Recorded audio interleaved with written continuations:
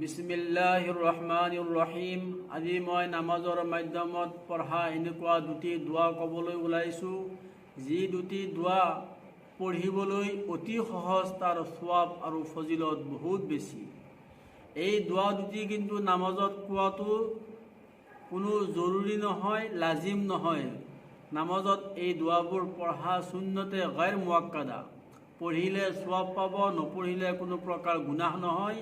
আৰু এই দোৱাবোৰ নপঢ়িলে নামাজৰ সৱাবত কোনো কমি নহয়, কিন্তু ইয়াৰ ফজিলত আৰু সৱাব বহুত বেছি। তাৰে এটা দোৱা হ'ল, দুই সিজদাৰ মাজত আমি যি অলপ সময় বহোঁ, সেই বহাৰ সময়খিনিত পঢ়া দোৱা।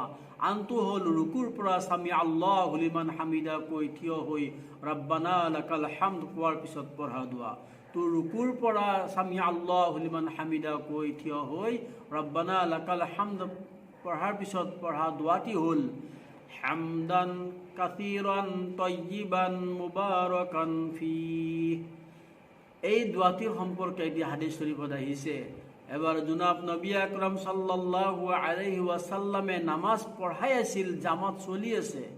যেতিয়া ৰুকুৰ পৰা সামি আল্লাহু লিমান হামিদা কৈ থিয় হ'ল আৰু ৰব্বানা লাকাল হামদ ক'লে, তাৰ পিছত এক সাহাবীয়ে ৰসুলে অৰ্থাৎ এজন মুক্তাদিয়ে মনে মনে এই দোৱাটি পাঠ কৰি আছিল, হামদান কাসীৰান তয়্যিবান মুবাৰাকান ফীহ।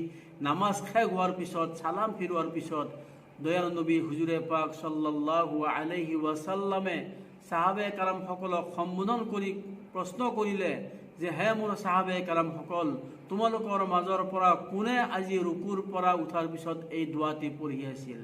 এক সাহাবীয়ে ৰসুলে ক'লে, ইয়া ৰাসূলাল্লাহ, ইয়া হাবিবাল্লাহ, এই দোৱাটি ময়েই পঢ়ি আছিলোঁ, ময়েই পাঠ কৰিছিলোঁ, হামদান কাসীৰান তয়্যিবান মুবাৰাকান ফীহ। এই দোৱাটি মই পঢ়ি আছিলোঁ। তেতিয়া দয়াল নবী হুজুৰে পাক সাল্লাল্লাহু আলাইহি সাল্লামে ক'লে, তুমি কোৱা এই দোৱাটিৰ কাৰণে আল্লাহ ৰাব্বুল ইজ্জতৰ 30 জন ফৰিস্তা আহি এই দোৱাটি, ইজনে ভাবিছে মই আগত হাতত লওঁ আৰু তাৰ সৱাব লিখিম, সিজনে ভাবিছে এই দোৱাটি মই আগত লওঁ, লৈ তাৰ সৱাব মই লিখিম। এই বুলি 30 জন ফৰিস্তাৰ মাজত টনা আজৰা আৰম্ভ হৈ গৈছিল। সুবহানাল্লাহ। তো যিটো দোৱাৰ সৱাব লিখিবলৈ ফৰিস্তাৰ মাজত টনা আজৰা আৰম্ভ হৈ যাব পাৰে, তো সেই দোৱাটিৰ সৱাব আৰু ফজিলত কিমান বেছি হ'ব, ওয়াল্লাহু আ'লাম, একমাত্ৰ আল্লাহ ৰাব্বুল ইজ্জতে জানে।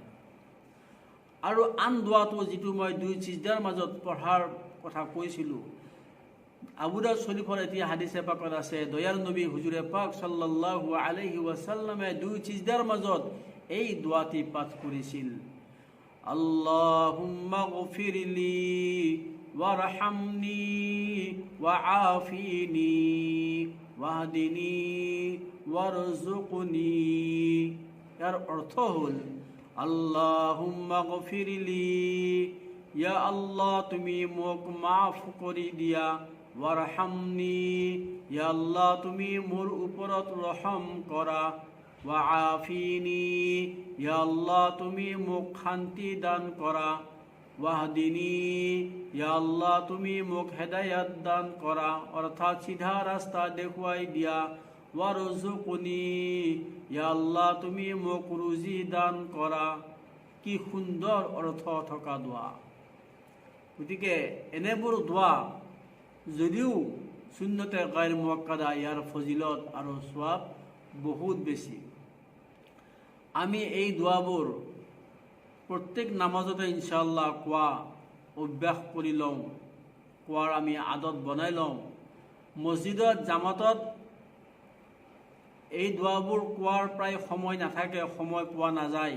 যদি সময় পাই যাওঁ ইনশাআল্লাহ আমি জামাততো এই দোৱাবোৰ আমি পঢ়ি ল'ম, জামাততো আমি এই দোৱাবোৰ কোৱা আমি অভ্যাস কৰিম। বিশেষকৈ আমি অকলশৰে পঢ়া নামাজবিলাকত, এতিয়া মই অকলে নামাজ পঢ়িম, চাহে নামাজ সুন্নত হওক, নফল, ৱাজিব, ফৰজ, সকলো নামাজতে আমি এই দোৱাবোৰ পঢ়া আমি অভ্যাস কৰিম।